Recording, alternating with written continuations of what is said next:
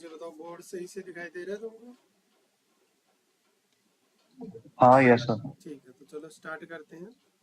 Chapter का नाम है 3D ज्योमेट्री। तो इस चैप्टर में क्या पढ़ेंगे, इसमें डायरेक्शन कोसाइन पढ़ेंगे, डायरेक्शन रेशियो पढ़ेंगे किसी भी लाइन के, और वो लाइन स्पेस में कैसे होती है, कैसे डिस्टेंस वगैरह निकलती है, ये सारा कुछ।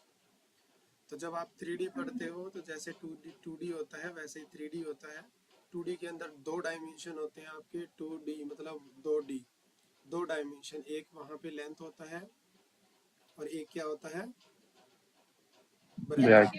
अब 3D में क्या हो जाता है, 3D में हाइट भी आ जाती है, 3D हो जाता है, डी डी डी, यानी लेंथ, ब्रेथ और हाइट, यानी तीन कोऑर्डिनेट आ जाते हैं। जैसे दो कोऑर्डिनेट परपेंडिकुलर होते हैं एक दूसरे के साथ, ऐसे ही जो तीन कोऑर्डिनेट होते हैं वो भी क्या होते हैं, एक दूसरे के साथ परपेंडिकुलर। जैसे ये हाइट हो गई, और मान लेते हैं ये लेंथ हो गई, और ये उसकी ब्रेथ हो जाए कोई भी ऑब्जेक्ट की, तो हम रूम का कोना देख सकते हैं।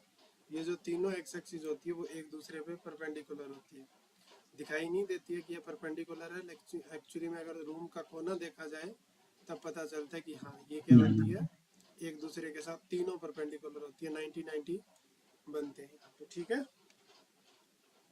हाँ यस सर। नीचे वाला दोनों जो होता है, अभी जैसे इसमें तो मैंने अब देख के ऐसा लग रहा होगा कि पूरा रोटेट हो गया, लेकिन ऐसा रोटेट वाला सिस्टम नहीं होता, कुछ ऐसे करके कोना तो ऐसे होता है ना।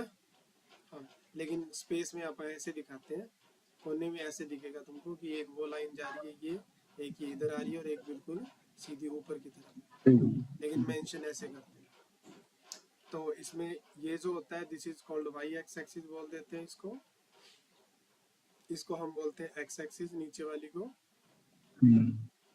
और इसको हम बोलते हैं Y X axis, sorry Y तो ऑलरेडी हो चुका है ना, इसको हम बोलते हैं जेड एक्स एक्सिस। अब इसमें स्पेस के अंदर अगर कहीं भी कोई पॉइंट है, सपोज करते हैं जैसे यहाँ पॉइंट है, तो ये इधर से भी कुछ डिस्टेंस पे होगा, वाई एक्स एक्सिस से भी कुछ डिस्टेंस पे होगा, और इस वाले से भी कुछ डिस्टेंस पे होगा। वैसे टेढ़ा लगा होगा लेकिन टेढ़ा नहीं, स्पेस में होता है, तो तीनों से बराबर, तीनों से एक डिस्टेंस पे होता है। तो इसके ऑर्डर्ड पेयर ऐसे होते हैं, पहले एक्स होता है, फिर कॉमा वाई होता है, और फिर जी होता है, यानी एक पॉइंट है जो 3D में मेंशन किया जाता है। तो अब इसमें जैसे यहाँ बना रखा है coordinate X axis coordinate plane in 3 dimensions, तो यहाँ पे this line constitute the rectangular coordinate system जो यहाँ बना हुआ है। जैसे एक ये हो गया एक्स वाई प्लेन हो गया, 3-4 प्लेन हो गए, this plane is called X Y plane. ये वाला जो प्लेन होगा ये कौन सा प्लेन होगा, वाई जेड प्लेन होगा, और ये वाला कौन सा प्लेन होगा, एक्स जेड प्लेन हो जाएगा। हाँ, इसमें इतने प्लेन होते हैं। अब जैसे कि मैंने अभी अभी बताया इसके कोऑर्डिनेट पॉइंट कैसे होते हैं स्पेस के अंदर। अच्छा, अब एक ये भी है कि एक्स वाई जो एक्स जी प्लेन होता है उसके लिए एक्स जीरो होता है। अगर हम यहाँ की बात करेंगे इस प्लेन की, तो यहाँ एक्स जीरो है। अगर हम इस वाले प्लेन की बात करेंगे तो यहाँ कौन जीरो है, जी जीरो है। और अगर हम इस वाले प्लेन की बात करेंगे तो यहाँ कौन जीरो होगा, वाई। ठीक बात है, ये कुछ बेसिक चीज़ें थी। और अगर हम इस रेक्टेंगुलर की बात करें तो जो पूरा स्पेस होता है वो 8 पार्ट में डिवाइड होता है, और उसको हम बोलते हैं ऑक्टेंट। क्या बोलते हैं, 8 फॉर ऑक्टेंट। कितने पार्ट में डिवाइड करता है, 8 पार्ट में, क्योंकि ये जो है ना ये बैक भी जाती है ऐसे करके, और इसको भी हम आगे की तरफ ऐसे बढ़ा सकते हैं, और ये भी नीचे की तरफ जाती है। तो अगर ऐसा कोई स्ट्रक्चर तुम अज्यूम करो तो टोटल यहाँ पे 8 पार्ट बन जाते हैं, यानी खाने से बन गए, 1 2 3 4 ऊपर बन गए और 4 नीचे बन गए। तो इसका नाम क्या होता है, ऑक्टेंट। क्या नाम होता है इसका, ऑक्टेंट। हाँ, उसके बाद में जो इसमें चीज आती है वो कोऑर्डिनेट सिस्टम हो गया, कि कोऑर्डिनेट कैसा होता है पॉइंट स्पेस के अंदर। तो जो बीच में सेंटर में होता है तो उसको हम ओरिजिन बोलते हैं, वो 0,0 हो जाएगा। अगर कोई पॉइंट वाई एक्स एक्सिस के ऊपर है तो एक्स और जी जीरो हो जाएगा। अगर कोई इस वाले प्लेन में है तो ये कौन सा प्लेन है, ये जी वाई प्लेन है, तो यहाँ पे एक्स जीरो होगा। ये एक्स एक्सिस प्लेन है तो यहाँ वाई जीरो हो गया। इस वाली लाइन पे बाकी एक्स वाई और जी जीरो हो गए। और अगर इस बार की बात करें तो ये एक्स और वाई प्लेन है, तो यहाँ एक्स का कोऑर्डिनेट क्या हो गया, जीरो हो गया। फिर कुछ फैक्ट भी है हमारे पास। फैक्ट कैसे है कि एक्स जो है वो परपेंडिकुलर डिस्टेंस है पी ऑफ पी की from the Y Z plane.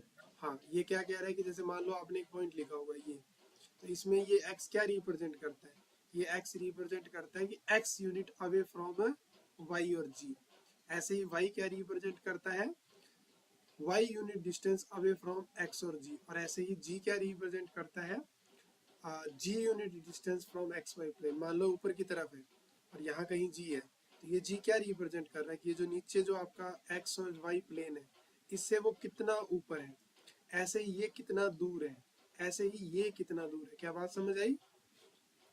यानी हाँ यस सर। तीनों कोऑर्डिनेट हम ये कह सकते हैं, तीनों कोऑर्डिनेट जो है हम ये कह सकते हैं कि कुछ ना कुछ क्या करते हैं, रिप्रेजेंट करते हैं। अब इस 3D के अंदर डिस्टेंस फॉर्मूला कैसे काम करता है, रेशियो फॉर्मूला कैसे काम करता है, तो ये सेम ही होता है जैसे 2D के अंदर होता है। जैसे 2D के अंदर दो पॉइंटों का डिफरेंस होता था, यहाँ तीनों का डिफरेंस हो गया, x2 माइनस x1 हो गया, y2 माइनस y1 हो गया, z2 माइनस z1 हो गया। तो उसके ऊपर रूट कर देना है। तो जैसे मैं तुमसे एक एग्जांपल पूछूं, जैसे 2, 3, 4 है और एक मैंने लिखा 8, 9, 10, मुझे इनकी डिस्टेंस बताओ कि दोनों पॉइंटों के बीच में क्या होगी। तो हम 8 में से 2 कम करके स्क्वायर कर लेंगे तो 36 हो जाएगा, 9 में से 3 कम करके स्क्वायर करेंगे फिर से 36, और इसमें से कम 10 में से 4 कम करेंगे फिर से 36। तो रूट 108 क्या आ जाएगी, इन दोनों पॉइंटों के बीच का डिस्टेंस आ जाएगा। अब ऐसे ही सेक्शन फॉर्मूले में रेशियो तो में 2 ही होंगे, लेकिन यहाँ 3 पॉइंट हो जाएंगे क्योंकि बीच वाले के पॉइंट के तो बीच वाले पॉइंट के भी तो 3 ही कोऑर्डिनेट होंगे। तो ए के लिए तो पहला यूज होगा कि mx2 mx1, वही सेम कहानी।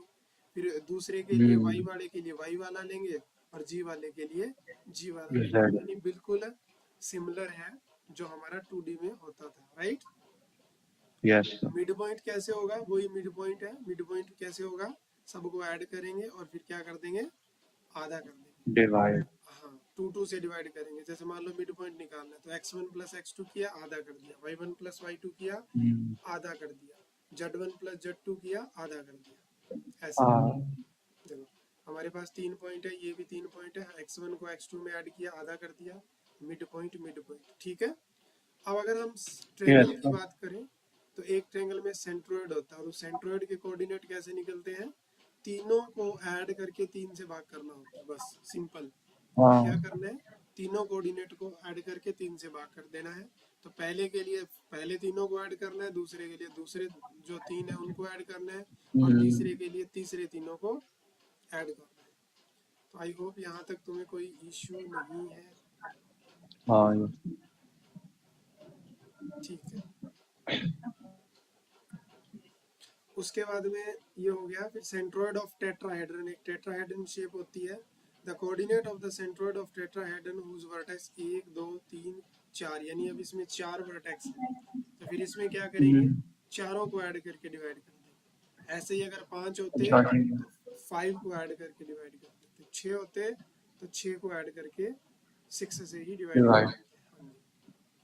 चलो एक क्वेश्चन मुझे करके दिखाओ, वेरिएबल का क्वेश्चन है, चलो do it. From x of The distance of point this a from minus x x. axis। तो x एक्सिस से डिस्टेंस निकालनी है तो इसके कोऑर्डिनेट निकालने पड़ेंगे तुम्हें पहले। इसके कैसे कोऑर्डिनेट होंगे, इसका कोऑर्डिनेट होगा x 0 0 0, 0, हाँ क्योंकि इन्होंने अब की बार दे नहीं रखे थे। सर a माइनस x का होल स्क्वायर फिर b plus b square plus c square root a है। माइनस एक्स का होल स्क्वायर फिर b square plus c square, और फिर इसको ओपन भी करना पड़ेगा ना। हाँ लेकिन लेकिन लेकिन लेकिन find the distance of the point.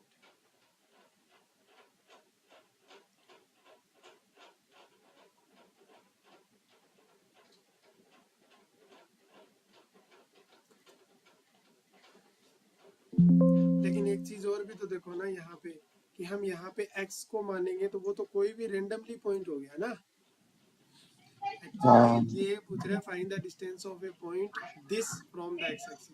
इस पॉइंट की x एक्सिस से फिर हमको परपेंडिकुलर डिस्टेंस निकालनी होती है, और परपेंडिकुलर डिस्टेंस में यही वो x का कोऑर्डिनेट है।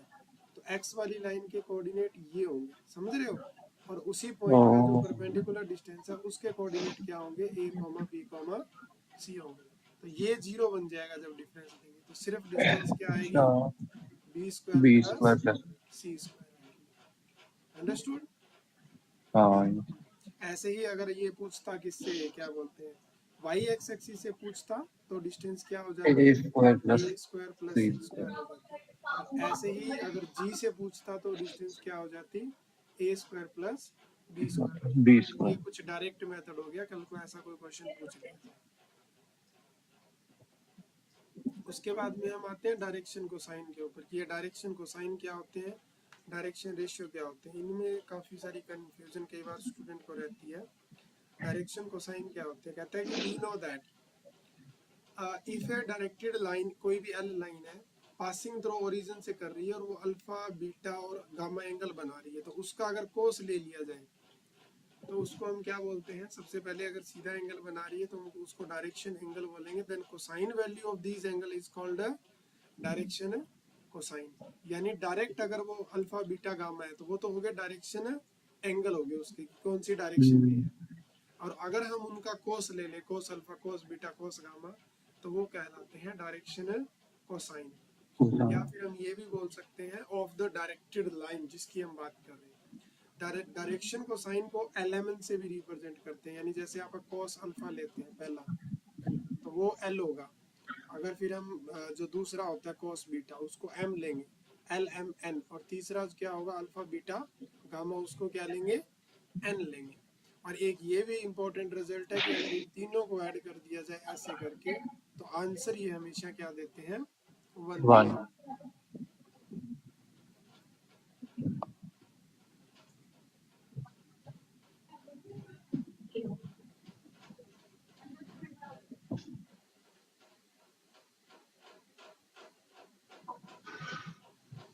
जरा इसको देखो, कहता है if the direction of directed line is reverse, अगर आपकी कोई डायरेक्शन लाइन है, of directed line is reverse अगर कर दी जाए, अपोजिट कर दी जाए, then the direction angle is replace by their supplement. तो डायरेक्शन एंगल क्या हो जाएंगे, बदल जाएंगे, चेंज हो जाएंगे, उल्टा हो जाएंगे। तो ये हो जाएंगे। उसके बाद में also the sign of the cosine are reverse, ये भी चेंज हो जाए, क्योंकि हमें पता है कि कॉस अल्फा की जगह अगर पाई माइनस अल्फा हो रहा है तो ये नेगेटिव कॉस अल्फा होगा, और अल्फा क्या होता है, नेगेटिव होता है। तो फिर अब क्या होगा, उनका जो एलिमेंट थे उनके साइन भी क्या हो जाएंगे, चेंज हो जाएंगे। यानी डायरेक्शन कोसाइन अगर पहले 2,3,4 थे और उसने बोला कि चलो लाइन को चेंज करते हैं, तो डायरेक्शन कोसाइन भी क्या हो जाएंगे, फिर -2 -3 -4 हो जाएंगे।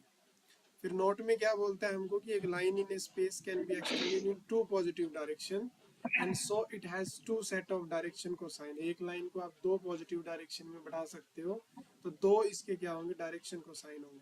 To have a unique set of direction cosine for a given line in space we must take the given line in as a directed line. अगर हम चाहते हैं यूनिक अगर सेट मिले तो एक ही डायरेक्शन की बात करनी है, उसके दोनों तीनों डायरेक्शन की बात है नहीं करनी।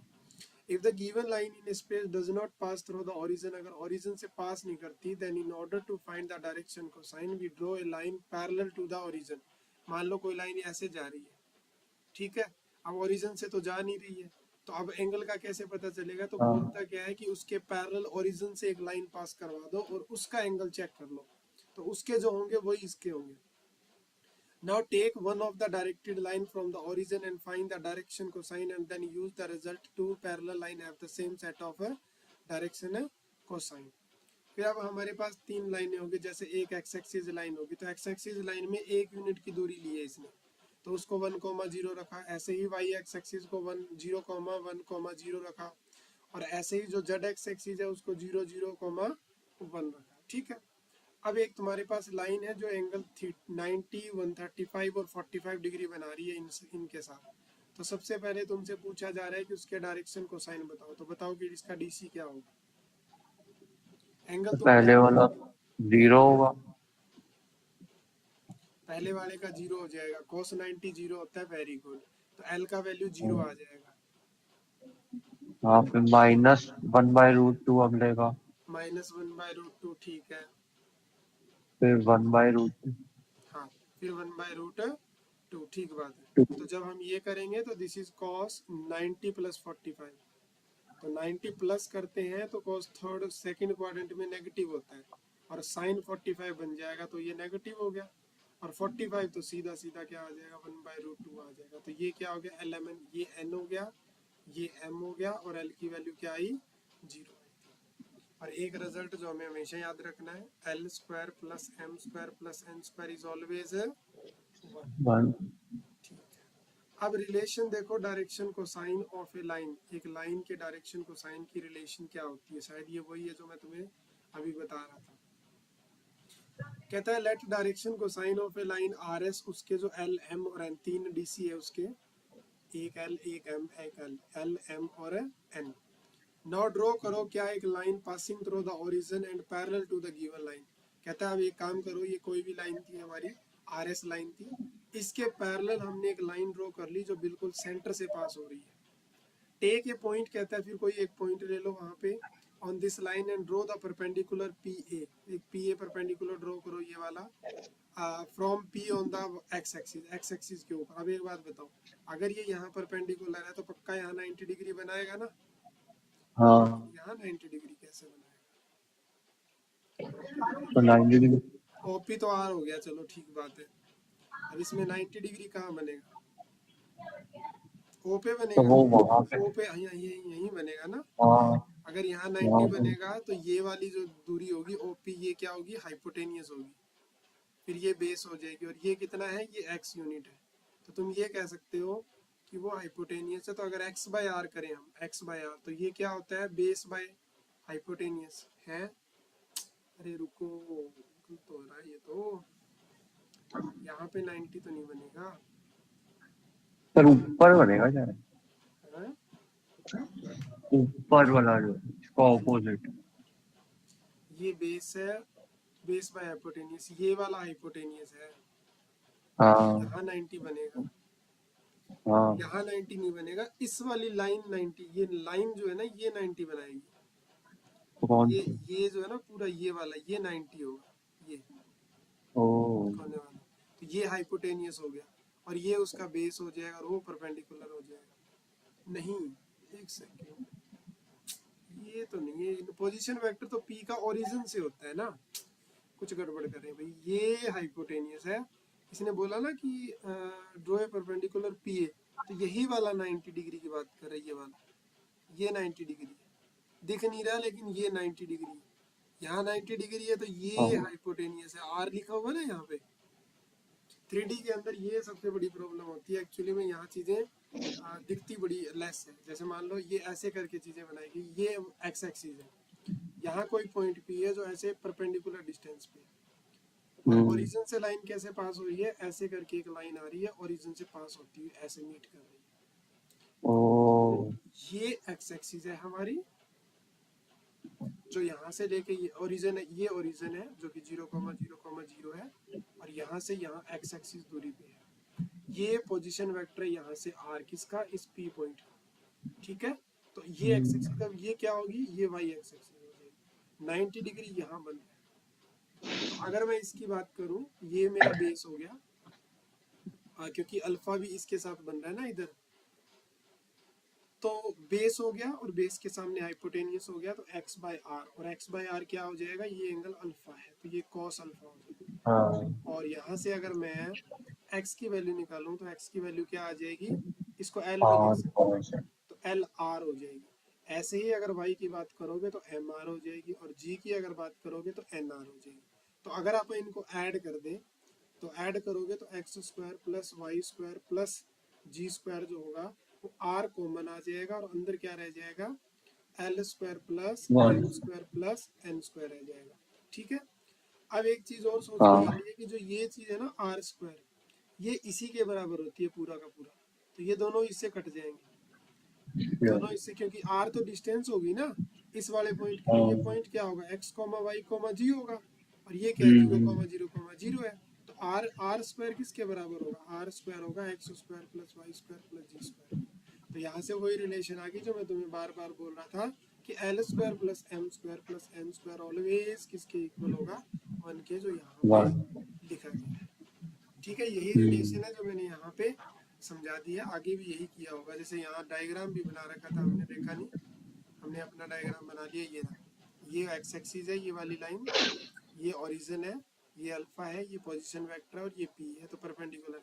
ऐसे ही सेम जो होगा वो यहाँ से वाई के ऊपर परपेंडिकुलर डालेगा, ऐसे ही सेम जी वाले के ऊपर परपेंडिकुलर डालेगा, लेकिन थोड़ा सा दिखता मुश्किल से है क्योंकि ये 3D के अंदर है ना, इसीलिए। हाँ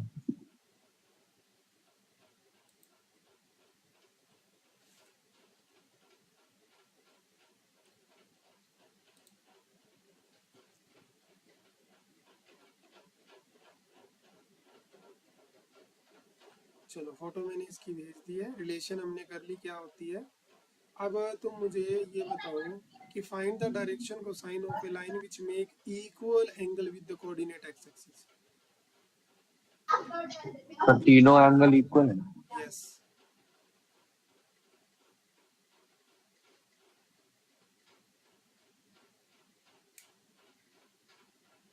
तीनों एंगल इक्वल है, तब बताओ मेरे को डायरेक्शन कोसाइन क्या होगा।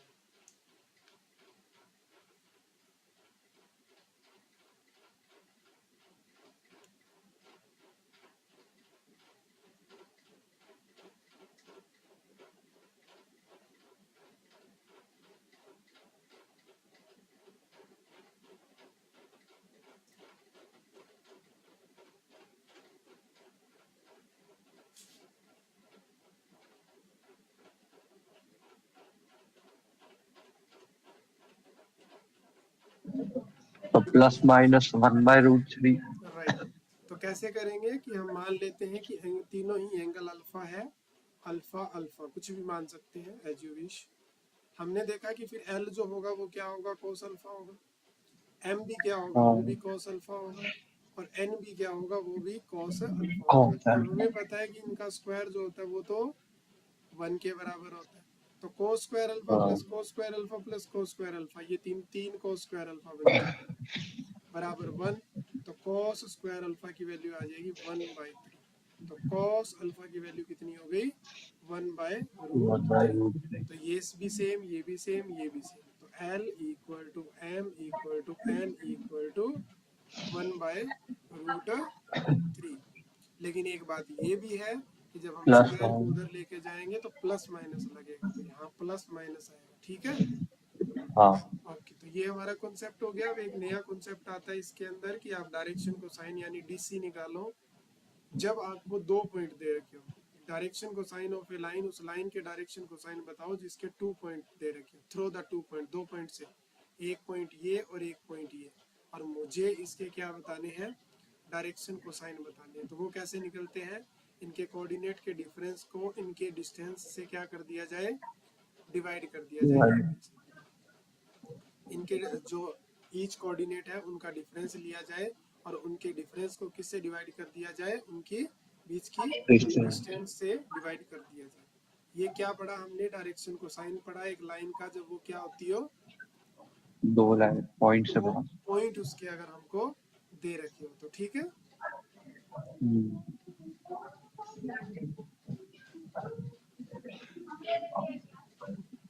ठीक है, तो इसी बात पे एक क्वेश्चन हो जाए, उसके बाद में हम डायरेक्शन रेशियो करेंगे। इसी कॉन्सेप्ट के ऊपर ये वाला क्वेश्चन है, इस क्वेश्चन का मुझे आंसर दो।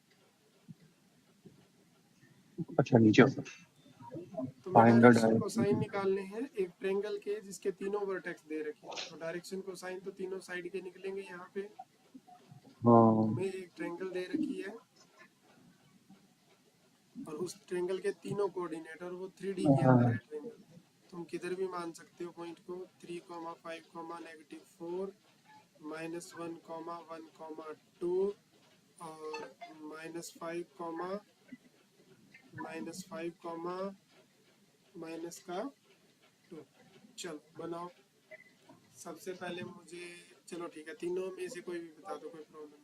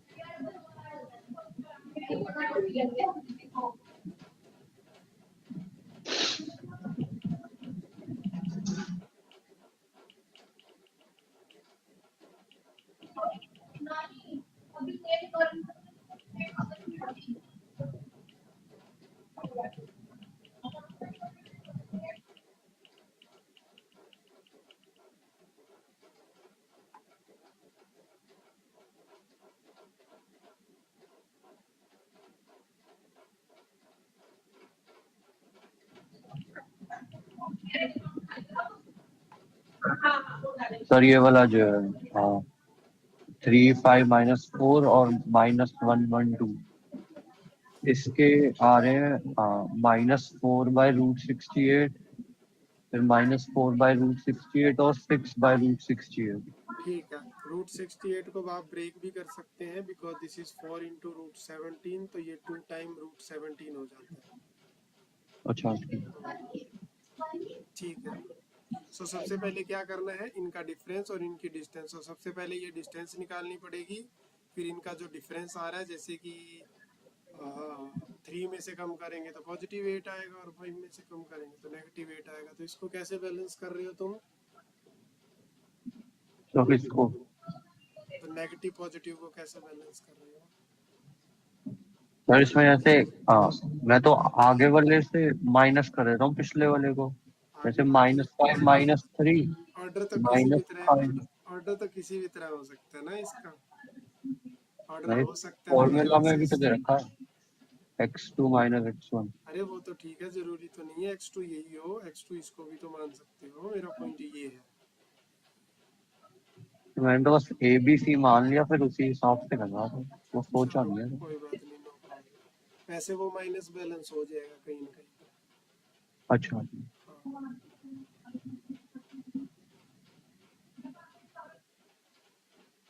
तो डिस्टेंस तो तुमने बता ही दी फिर, है ना?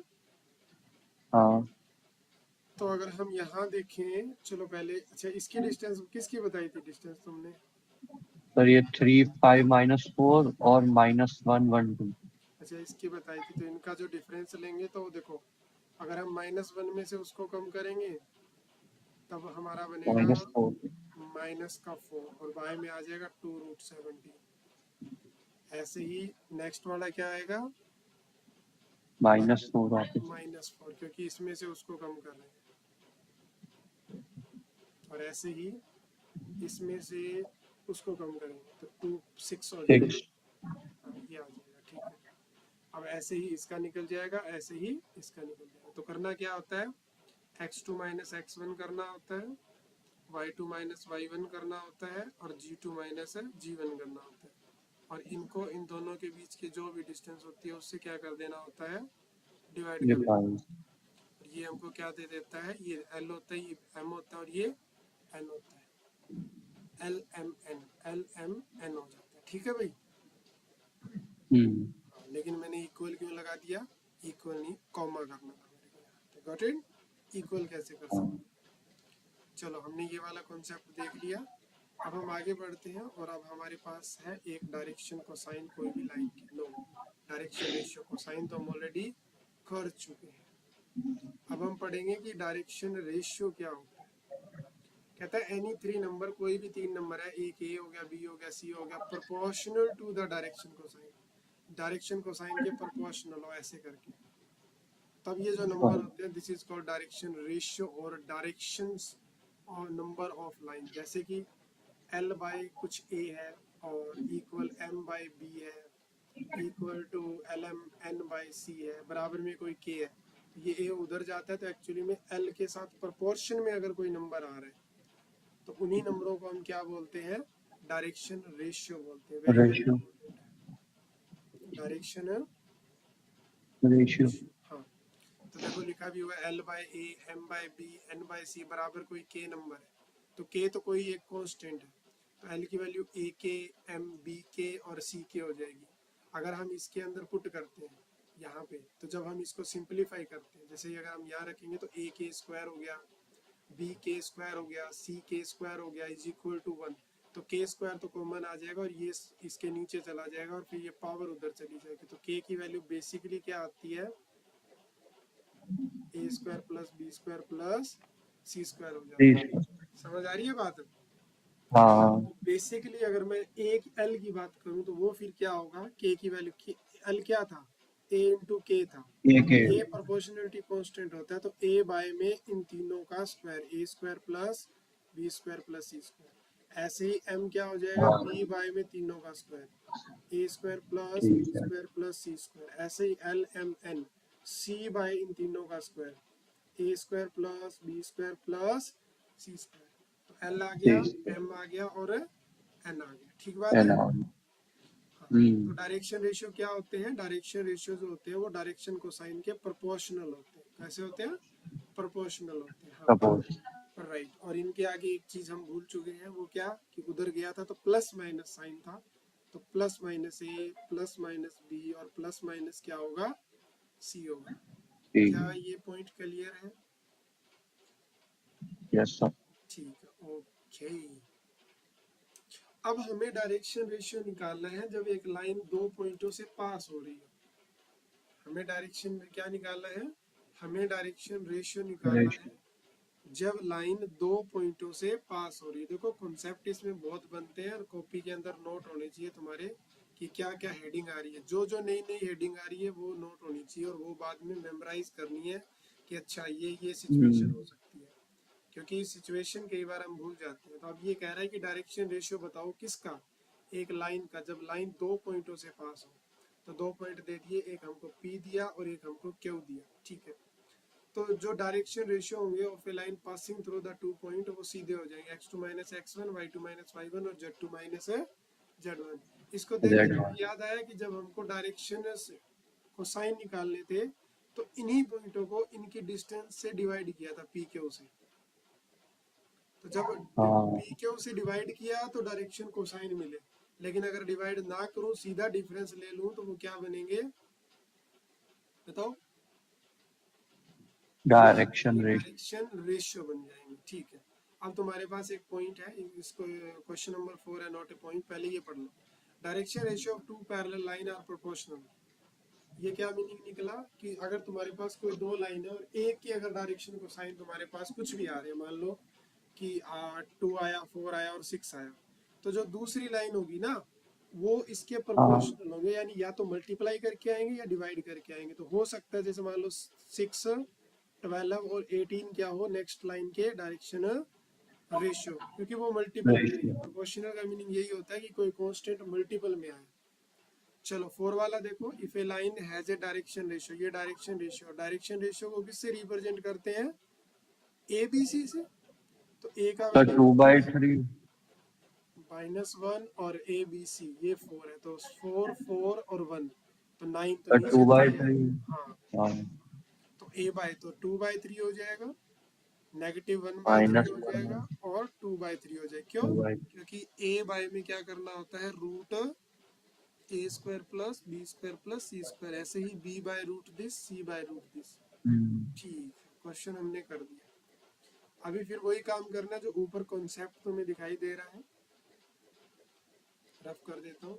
क्या कि डायरेक्शन रेशियो और डायरेक्शन को साइन निकालने एक लाइन के जब वो यहाँ से पास हो रही है, तो बेसिकली सबसे पहले यहाँ पे डी आर निकालना आसान है क्योंकि उसी से आगे निकल जाएगा। डी आर को अगर हाँ डिस्टेंस से डिवाइड कर दिया जाए तो डायरेक्शन को साइन मिल जाते हैं। तो सबसे पहले दो पॉइंट है, डी आर निकाल लो, क्या आएंगे, -2। -2। फिर हाँ फिर 5 और -6। तो डायरेक्ट हम क्या करेंगे, डिफरेंस ले लेंगे। और डिफरेंस कैसे लिया जाएगा, 0 में से 2 कम कर दिया -2, और 1 में से -4 कम किया 5, और -1 में से क्या कम किया, 5 कम किया -6। इस वाले में से इस वाले को कम कर दिया, तो ये जो तीनों आए ये डी आर है। तो डी आर यानी डायरेक्शन रेशियो। अब ये ए पॉइंट है और ये बी पॉइंट है, तो ए बी का डिस्टेंस भी निकाल लो। तो तो डिस्टेंस तो डिवाइडेड बाय इन्हीं का 65। स्क्वायर होगा ना, डिफरेंस हाँ तो ले ही लिया है, डिफरेंस का ही तो स्क्वायर करते हैं। तो ये बन 65 गया। से। तो ये 29 और 36 कितना होता है, 65। हाँ तो ए बी की डिस्टेंस आ रही है √65। तो जो डी सी होगा वो क्या हो जाएगा, -2/√65, 5/√65 और -6/√65। ठीक है, हमने एक ये वाला क्वेश्चन कर लिया था। हाँ, अब इसमें एक और चीज आती है, वो आती है कंडीशन फॉर कॉलिनियरिटी। कि मान लो तुम्हें 3 पॉइंट दे रखे हैं, कैसे शो करोगे तीनों पॉइंट कॉलिनियर है। तो इसका एक कॉन्सेप्ट होता है, और वो कॉन्सेप्ट ये होता है जो हम अप्लाई करते हैं कि मान लो आपके पास कोई पॉइंट है, एक ए पॉइंट है, एक बी पॉइंट है और एक सी पॉइंट है, स्पेस के अंदर है। तो डायरेक्शन रेशियो जो होंगे लाइन के ए बी बी सी सी ए के, वो डिफरेंस लेके यहाँ पे दिखा दिया ऐसे करके respectively. If the direction ratio A B के और बी सी के प्रोपोर्शनल आ जाए, यानी एक दूसरे के मल्टीपल आ रहे हैं, तो तुम क्या बोल दोगे हाँ कि वो क्या है, कॉलिनियर है, अदरवाइज नहीं है। जैसे फॉर एग्जांपल मान लो कि पहली लाइन के डायरेक्शन कोसाइन आ रहे हैं 2, 3 और 4, और बीसी जो लाइन है उसके डायरेक्शन कोसाइन आ रहे हैं 4, 6, 8। तो तुम इजीली कह सकते हो कि सर ये तो ना 2k है कुछ, ये 3k है हाँ और ये 4k है, तो ये तो प्रोपोर्शनलिटी में है। तो ये जो दोनों लाइनें होंगी ए बी और बी सी, ये दोनों लाइनें क्या होगी, पैरेलल होंगी।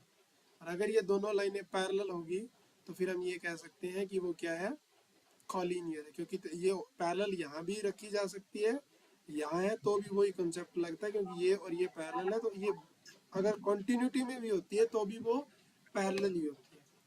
तो अगर मल्टीपल आ रहे हैं तो वो कॉलिनियर है, अदरवाइज वो कॉलिनियर नहीं है। नहीं है। तो ऐसे ही हमारे पास एक क्वेश्चन है सेम टू सेम टॉपिक के ऊपर। So let us try this question. Show that कि the point this are collinear. तो मुझे बताओ कि कैसे शो करोगे और क्या आ रहा है इसका आंसर।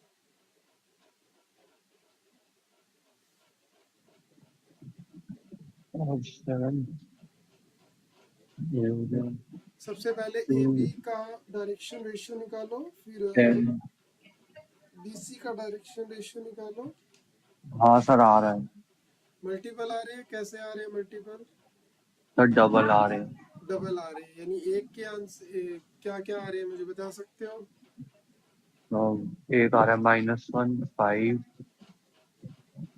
और 7। और दूसरा, दूसरा -2, 10 और 14। तो यानी ये उसके मल्टीपल में आ रहे हैं, और वो मल्टीपल के है, मानी के की वैल्यू 2 है। अगर मल्टीपल में आ रहे हैं तो ये कोलिनियर है, अदरवाइज नहीं। नहीं है। ठीक है, चलो इसी के साथ हमारा जो टॉपिक 1 है वो अच्छे से कंप्लीट हो गया है। अब हम इस टॉपिक 1 के क्वेश्चन कर लेते हैं।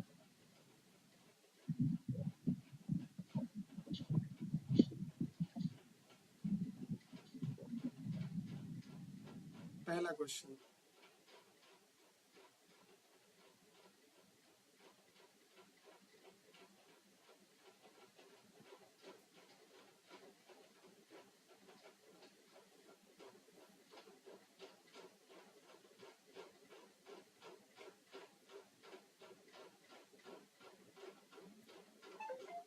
एक मिनट देना, मेरे कॉल आ रही है।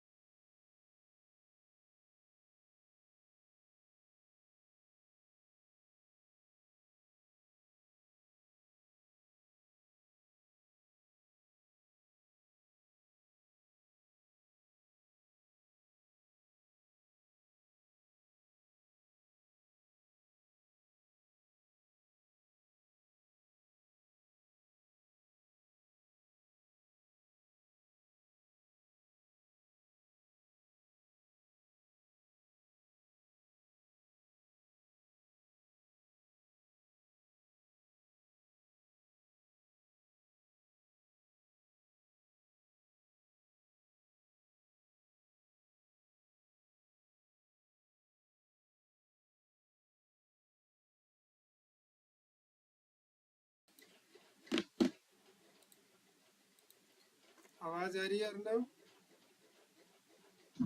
हाँ यस। हाँ भाई, पहले क्वेश्चन का आंसर करो, क्या पूछ रहा है ये?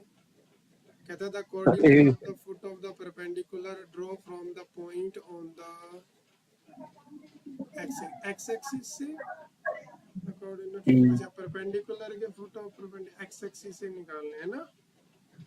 हाँ हाँ, तो परपेंडिकुलर डिस्टेंस की बात करेंगे तो है वहां पे y भी 0 होगा, x भी 0 होगा और ये वाला सेम पॉइंट वहां पे होगा। तो option number A is the correct answer. ठीक है, सेकंड वाला करो। तो उसका root alpha square plus Y gamma X square. Axis से अभी देखा था, याद है ना? शॉर्टकट तरीका काम आ गया, alpha square plus gamma square, यानी D gamma. Option direct.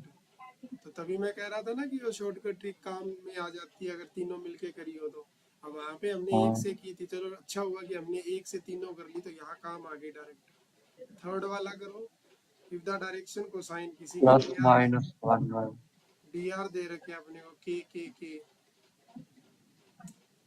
Plus minus one by root two. आखिरी वाला। तीनों डायरेक्शन कोसाइन सेम है तो 3k² की वैल्यू 1 होगी ना? हाँ, तो k इक्वल हाँ टू यहाँ से क्या आएगा, 1/रूट प्लस माइनस 1/√3। ठीक है। 4 नंबर, एक लाइन जो है वो थीटा बनाती है ईच एंगल के साथ और बीटा बनाती है वाई के साथ, दो एंगल के साथ सेम है। तो बताओ कि ये क्या होगा? तो एल का थ्री वैल्यू क्या बाय आएगा? एल का वैल्यू कोस थीटा और एन का वैल्यू कोस थीटा, एम का वैल्यू कोस बीटा। तो यहाँ से तो रिलेशन बनानी पड़ेगी। क्या आंसर आ रहा है? 3/5। कैसे? ऐसा वो डायरेक्शन कोसाइन की जो कंडीशन थी, cos cos square theta theta plus plus उसमें cos square beta plus cos square theta, तो 2 टाइम हो टू जाएगा कॉस बराबर स्क्वायर। 1। हाँ साइन स्क्वायर बीटा जो है वो साइन स्क्वायर थीटा के बराबर है, तो इसको चेंज करेंगे ना फिर। इसको 1 हाँ, तो फिर minus, sine cos square beta इसको कर लिख देंगे। सकते हैं 1 माइनस साइन स्क्वायर, और साइन स्क्वायर की जगह क्या डाल सकते हैं, 3 कॉस स्क्वायर बीटा। बराबर 1। अब क्या होगा भाई? नहीं सर, यहाँ से कॉस स्क्वायर बीटा की वैल्यू निकाल लेंगे ना। 3 कॉस कॉस स्क्वायर बीटा की थीटा तो माइनस निकाल, 2। बीटा की तो निकाल के पुट किया मैंने। इसको मैंने लिख दिया 1 माइनस साइन स्क्वायर बीटा, और साइन स्क्वायर बीटा को हाँ 3 साइन स्क्वायर दे रखा है, मैंने पुट कर दिया। अब इसको दोबारा चेंज करूँ कोस में? हाँ, है ना? हाँ चेंज करना पड़ेगा दोबारा से। तो 2 कॉस स्क्वायर थीटा, ये मैं कहता हूँ 1 0 बन जाएगा, बराबर में क्या है 3 साइन, जो क्या लिखा जाएगा ये। तो इसको मान लेता हूँ मैं एक्स मान लेता हूँ एक बार इसको, ताकि मेरे को बार बार मुश्किल ना हो। ये 3 माइनस 3x² हो जाएगा, ये इधर आएगा तो 5x² बराबर 3 आ गया। तो x की वैल्यू कितनी आ गई? x² की वैल्यू 3/5 आ गई। तो ये x बात। की यही तो निकालना था, x क्या था हमारा, कोस स्क्वायर थीटा था, वो आ रहा है 3/5। हाँ ठीक है, ये वाला ऑप्शन हो जाएगा। ठीक है।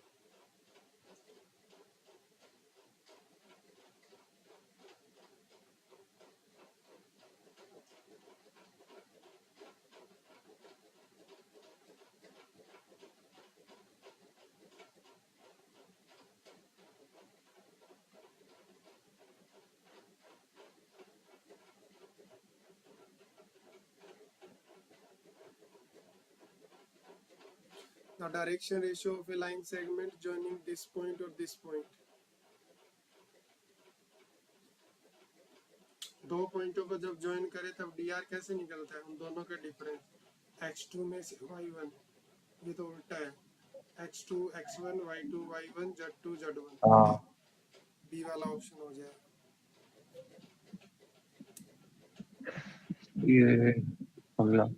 Find the distance of this point from x axis. तो परपेंडिकुलर डिस्टेंस पूछ रहा 5 है, आ जाएगा। इनका स्क्वायर करना होता है, 9 + 16 का रूट 5 आ जाएगा। क्वेश्चन नंबर 7, डायरेक्शन को साइन ऑफ ए लाइन जो पैरेलल है किसके, जेड एक्स एक्सिस की। 0 0 केस है।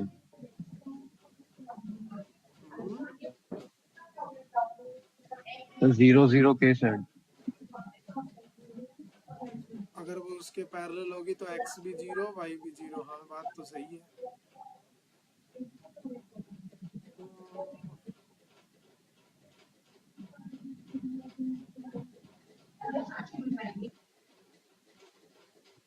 और दो पॉइंट माने क्या फिर उसके लिए?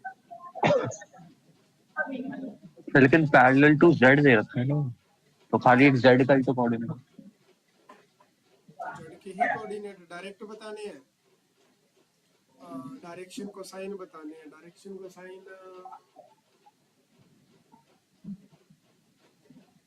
पैरेलल होगा तो थीटा कैसे कैसे निकाला तुमने ये कोऑर्डिनेट 0,0,0,1 बताओ।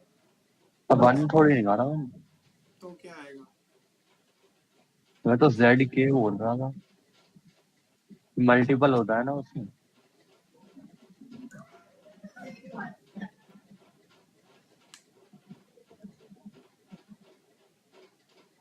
अगर कोई लाइन पैरेलल होती है, अरे तो जेड कैसे आएगा? क्या कर रहे हो, क्या कर रहे हो भैया, क्या कर रहे हो? डायरेक्शन को साइन एल एम होते हैं ना, हैं? हाँ।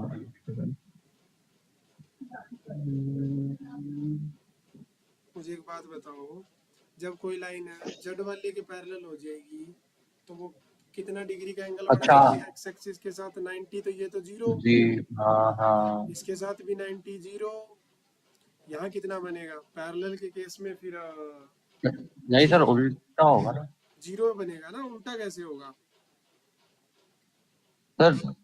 एल और एम के साथ 90 बनाएगी ना, और क्यों? एन के साथ हाँ तो 0। 90 बनाएगी तो कोस 90 0 ही होता है भैया। हाँ क्या कर रहे हो? अच्छा एंगल में, हाँ हाँ ठीक है। एंगल पुट कर रहा हूँ ना यहाँ पे। और यहाँ कितना बनेगा? हाँ जब दो लाइनें पैरेलल होती है तो ओरिजिन से पास करेंगे, तो ओरिजिन के साथ 0 बना रही है तो कोस 0 होगा ना, हाँ ना। वो 1 हाँ होगा। तो डायरेक्शन को साइन क्या हुए? 0 0 और 1। ठीक है। हाँ। ओके अब करो क्वेश्चन नंबर 8। थीटा दे दिया की बार 90 60 30।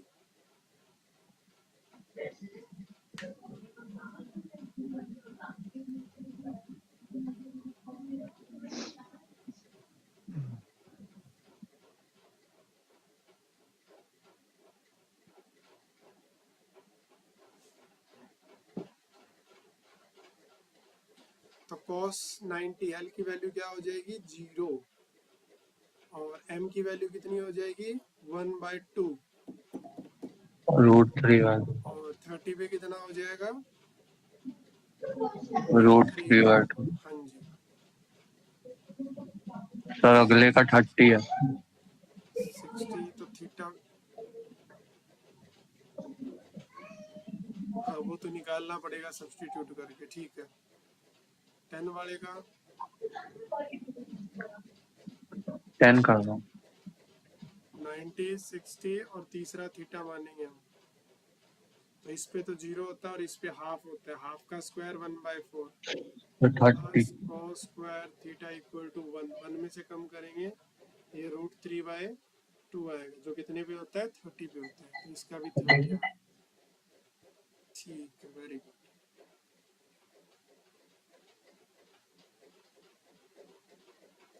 अब इसके कुछ और क्वेश्चन है वो मैं तुम्हें होमवर्क में ही भेज रहा हूँ, ठीक है? अच्छा ओके। आज टॉपिक 1 कवर हो गया इसका।